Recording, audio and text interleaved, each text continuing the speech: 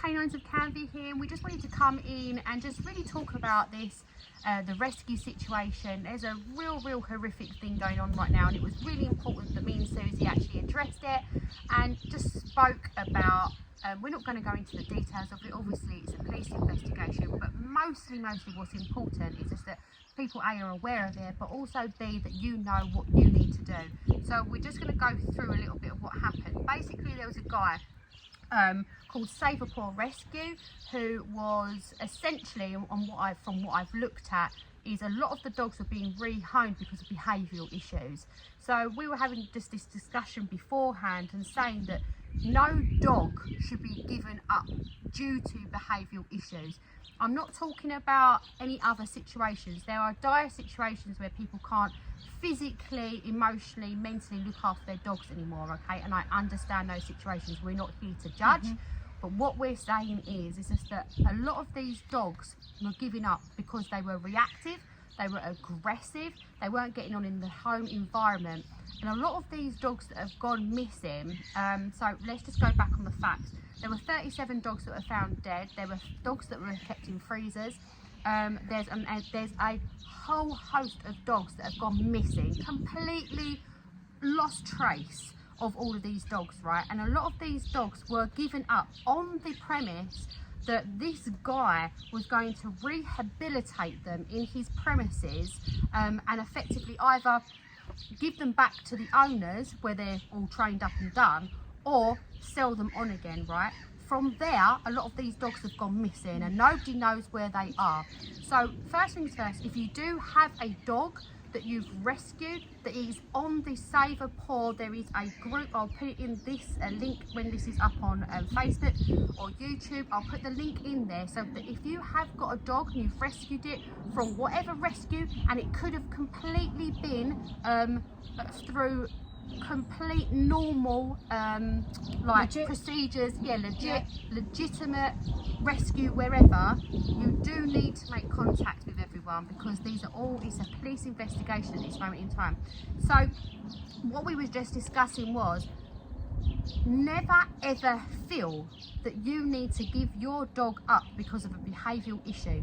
9 times out of 10 these issues can be fixed very easily. Yes, of course, there is a massive amount of work that you need to do. It is consistency.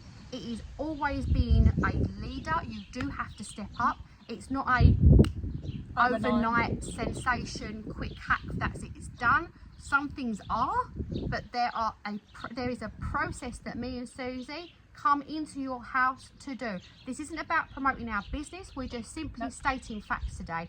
Please do not feel that you need to give up your dogs because of a behaviour issue. It can be sorted. Absolutely. So if this is a situation that you are in now, you feel you're in dire straits, you can't walk the dog, you're in fear of the dog hurting someone, it's reactive, or it's just being generally aggressive, very volatile, please do message us. We are absolutely here to help. We come in the home and we will help you become the leader that you already are and don't even know it, but also train the dog. We won't leave until you are comfortable and that you have lifetime access to us. So please do get in touch with us on that aspect. The other aspect is about the what you was just talking about. So we believe that this is a bigger ring that's going around. So these 37 dogs that were found dead, and there's about, I don't even know, probably 60 to 80 that are currently missing that everyone knows of, right? And Susie was telling me a couple of weeks ago, in fact, about another kind of scam that's going on. So I'll let you, you can say what it is. So, well, it's connected or not, I don't know, but it wouldn't surprise me. So there's a new thing. It's in the same area. If we just say it's in the same area. It's very close. So we think it could be a ring. Could be related. Obviously, everyone understands that in current times, money is tight for a lot of people. You know, energy bills to pay for, blah blah blah, and you know, there's people that are raising young children and they want to introduce a lovely little dog to the family because they want their children to grow up with a dog and so on and so forth, companion. And they can't afford these ever increasing prices of the dog breeders. which is warranted, by the way, because dog breeders go through a strategic journey with when they're breeding. They get blood grouped, the mother get blood grouped. There's plenty of vet visits, even when the female, if they are compatible, and they had the puppies, the female's always taken to the vets to be scanned and so on and so forth to make sure everything's okay. So that there's a reason why there is that money behind breeding. Insurances well. They've got a huge amount of food. Yeah. There's so much. There's more outgoings than you think there is. So obviously vet bills are expensive as well, so they have to charge them prices. Yeah. But what my point is people cannot afford them prices. So there's a new thing going on where someone, a group of people, or there might be a front person to it that looks really nice person. It looks like they're doing it for the right reasons, but they are actually giving away these dogs for free. And it could be a dog of your choice, like you contact them and, you know, I really want a, say, Chihuahua. Right? Family. Okay, you can't afford one because normally they're £1,500, £2,000, whatever it is. These people are saying, well, do you know what, we can give you one for free on the basis that we have a contract that you will sign, that we can come to your house when we see fit, when the dog is in season, if it's a bitch or a male. If it's a bitch in season, if it's a male, they can be pretty much bred any time. But basically the contract is that you have to allow that dog to be bred, and the thing, At any time they call you. At any time, and there's no restriction there. So generally a proper breeder would wait for a female to be at least 2 or 3 years old before they bred from it, and they would only ever breed from that female twice in its whole lifetime. And upon the thorough checks that we've discussed. So that's why I want you to bring that up, because it's properly done. Proper breeders do it right and correctly. But this is literally, I think, one of the dogs that someone purchased or given for free. A dog actually turned up pregnant and they didn't know it, and it was about 1 year old. So these people have no care whatsoever for the welfare of the dogs. They will pretend to, but they absolutely do not. And the thing that you're up against is, it all sounds all great, and they might convince you that, you know, we're doing a wonderful thing because the dog gets to experience a family home while we're breeding it. It is not a good thing whatsoever, and they are not out for the welfare of the dog, because they're breeding the dogs too young. They're breeding them without all the thorough checks. They're breeding them with absolutely no knowledge whatsoever. And they can, if you refuse to allow them to breed from that dog, you can bet your bottom dollar that they're taking basically pictures of your ID. They know where you live. There is every chance that you could be out one day, they will break into your house and seize that dog back. And also, we don't even know, do we? We was just discussing the chips as well, the microchips. Yeah. So that I don't even know if they're transferring the chips over. They could essentially say that you're stealing their dog. Yeah. It's really Absolutely. murky. It's very, Yes. very murky ground. Yeah. Very, very murky ground. Yeah. When you get a dog, you from a reputable breeder, you will have a contract. Yeah.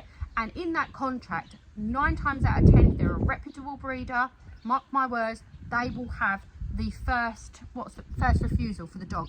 So if you don't want the dog, you can go back to the breeder and say, something's not worked out, I'm getting divorced, I've got a medical condition, whatever it may be. They will have first refusal of that dog, and they will take that dog back, because the welfare of that dog and where it ends up is down to them, and they take it very seriously. These situations that Susie's just discussing it's a quick meal ticket. They want the money, they want the litters. This is not on, guys, because you're in murky ground. Your dog could be taken from you at any moment. You could be arrested for stealing your own dog. It's very murky, so be very, very careful And with also, who you get these dogs from. You're making yourself part of puppy farming. Absolutely. You're becoming part of that ring. Absolutely. And that's reminded me as well, when before we got Sabre, and we was messaging proper breeders, official breeders that I'd researched, and one lady, that I stumbled across, she actually said to me, so this is another angle they use, and I was quite surprised because she was actually registered. But she come in, and which they can be registered, they can do all that as well if they want to. They can work their way around everything. So it's about doing your due diligence and listening out for the keywords. And if your gut is telling you something ain't right, then go with that. because I remember this lady saying to me, yes, I have these German Shepherds, however, are you happy to sign a contract with me that I can show that dog twice a year? So I'm going to take it off of you for a week or so. No, not on my watch. That for me, I was like, no. You don't know what they're doing with your dog In whilst that time, they're away. what they do with it. You know, you could be in a situation where you say yes to these people, you don't see the dog, but then also your dog is then in the hands of someone else. Going back to that Save a Paw rescue, right? Can you imagine being an owner of one of those dogs? You've given that dog up thinking that they are going to have a rehabilitation, they're going into an amazing place where this person is helping them. And now you are one of the people that want to find out where your dogs are. This could be another scenario. Absolutely. Exactly the same. You've got to be very, very careful with who you let your dog around. You know, and as obviously being leaders as well, you know, in a pack, we need to make sure our dogs are safe. You know, I can't ever imagine, you know, my dog going off somewhere else. Yeah, okay, if he gets lost, I get it. These things happen. But to actually allow your dog to go into someone else's space, how are they going to be treated? Are they going to be looked after? Will you ever see them again? It's a very, very tricky and very, it's not a very good place to be. It's not. I would definitely, We have err to on the be- side of caution. You've And really- stay away, stay Yeah. away. There isn't. And don't be frightened to question. You know, when you go to a breeder, if you go to a breeder, we don't judge anyone if they go to breeders or rescue. You know, sometimes it benefits us to get from an official breeder for different reasons. But if you hear the words, anything like, we want a contract that you don't get this dog castrated or spayed, that should ring alarm bells, because this dog is your dog and you are your advocate for your dog when you get your puppy. So that's down to your decision what you do. A proper breeder will never ask that of you, and a proper breeder will never ask that they can take the dog off of you at any point during the time you have it. The only contracts, like what Joe said, that they do have, sometimes you'll get some breeders that say, we don't want you to breed from our line. No, but, mine That's- has. yeah. I You're have to not get allowed to breed. specific. I have to get specific authorization. Yeah, from my breeder. and that's great. That is a really wouldn't good be able sign. And you know, you need to be aware of the questions that you're being asked. A good breeder, you will see, you will know. They will come checked before you even walk them away. And they do all the necessary work, and the contract will be there. But it shouldn't ever say, and I want to emphasise this, it shouldn't ever say that they're going to take that dog back off of you for any reason, whether it be for breeding or for show purposes. Absolutely not. When you take that dog away, that is your dog and you are the advocate for that dog. Yeah, absolutely. Anything aside of that, and with the chip side of things, it seems to be, I mean, don't quote me, this is just hearsay, but obviously the vets are in a really strange predicament, because if they report it and then that dog does go back to the traveller sites, then that dog's in a worst case scenario. So it's one of those that we also have to do our due diligence, that to find out, you know, we should contact places like the RSPCA or the police, because if you feel that you've got a dog that's been stolen or that's been used for puppy farming, that has to be reported. It has to be reported. We're an advocate for animals that can't speak up for themselves. Absolutely. So that's so important. Absolutely, it really is. You know, doing your due diligence is of the utmost importance. I remember when I got my very first dog, and I researched for 18 months. You know, for me it was really important that I got the right breeder. And with that, when I got my first dog, I noticed a couple of things. He had entropion, and he had double incisors where I had to have them removed where they weren't coming out. So that breeder, I then went back to that breeder with that information. They never bred from that line again. So this is a reputable breeder will do things where they've not noticed. The checks have all come back fine. They've spent so much money on the checks and the hit scores and the whatever the susceptibility is within that breed of dog, and yet they don't know what's going to come out of that litter from a few years down the line. That's right. And if that's happened, they won't breed that pair again because of that specific inheritance or hereditary whatever it may be. So that's the things you've got to look out for. Be very, very, it's okay wanting a dog, and I get it. So the point is just that what we want to say is, if you cannot afford to buy from a reputable breeder, look for the rescue centres, but look for the good ones, the ones that you can see that they are really taking care of the dogs. Does it come with a contract? Are they doing home checks? All the things that they should be doing to make sure you are going to be a good advocate. Well, a good owner. A good, absolutely. Just to make sure that you're going to be the good person that you need to be as well.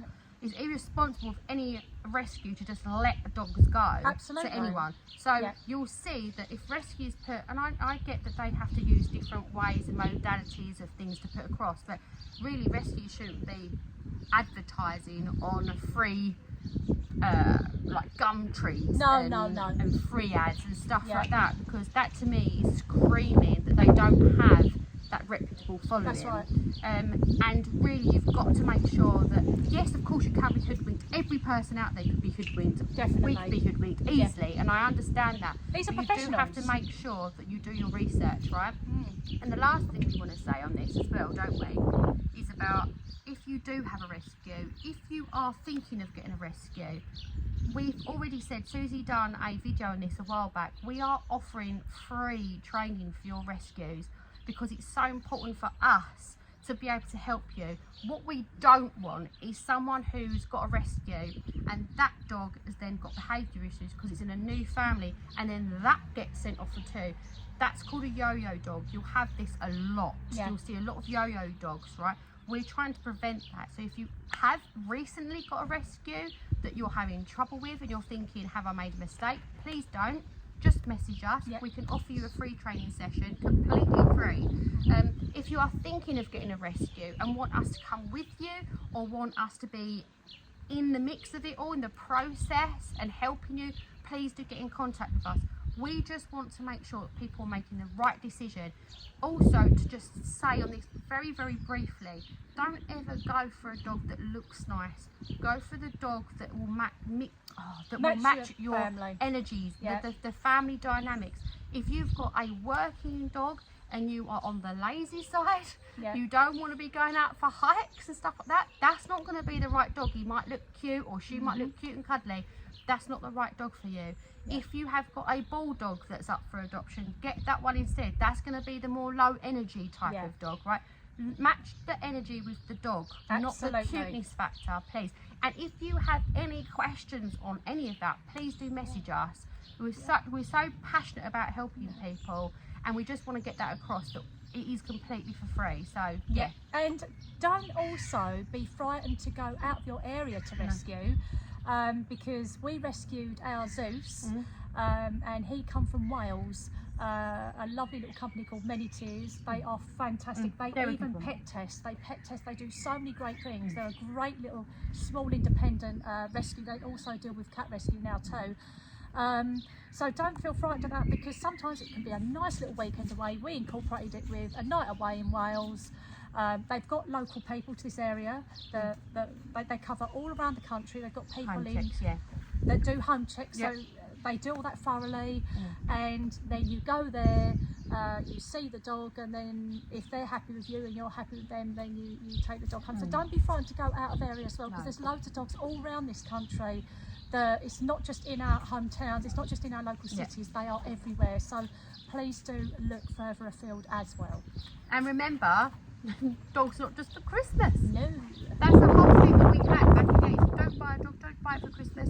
Like, we essentially, what we say is they are hard work. It's essentially having another child on board. So if you're not up for the challenge, that dog will then start challenging you. So you need to be well prepared that this is a life commitment. You are in this for 10, 15 years. And expenses. So it's expenses of it all as well. Dogs are expensive. They need lots and lots of time. TLC. So it's not just going to be, oh look, this cute fluffy thing. It's just going to sit into the house. It's not a toy. It's not a toy. And they're not a toy. They're really not. They're really definitely not. So so please remember, we do in-home consultations where we come into your house. We will train the dog with you, for you, and we will be there until you get what we need you to do. Also, when we do in-home consultations, we are with you for the duration. It's not a 2 hours and we're gone. It will be as soon as you've got it, you understand the process, you get a written, tailored plan, and it is for lifetime of that dog. So for the lifetime of the dog, you will get access to us. We will always be there on hand to help you. If you've got any other issues, the dynamics might have changed, you might have got a divorce, someone might have walked out, you might have got a child on board, whatever it may be, we will be on hand to help you. So please do get in touch with us, and always remember as well, the free pack walks. The free pack walks, yeah, which we do every Saturday or Sunday. And also, please remember, we are so desperate, like Joe said, we are passionate. We love what we do. We just want to save as many dogs. We can't save the world of dogs, but we want to save as many as we can and help as many humans as we can to help these dogs. So please do take the time in sharing this video. Absolutely. Get our word out there, please. Yeah. And subscribe to our YouTube channel if you want to be kept up on videos like this. Yep. And yeah, just give us a like, give us a love, give us a thumbs up. That would be amazing. Thank you all. Thank you. Over and out. Over and out.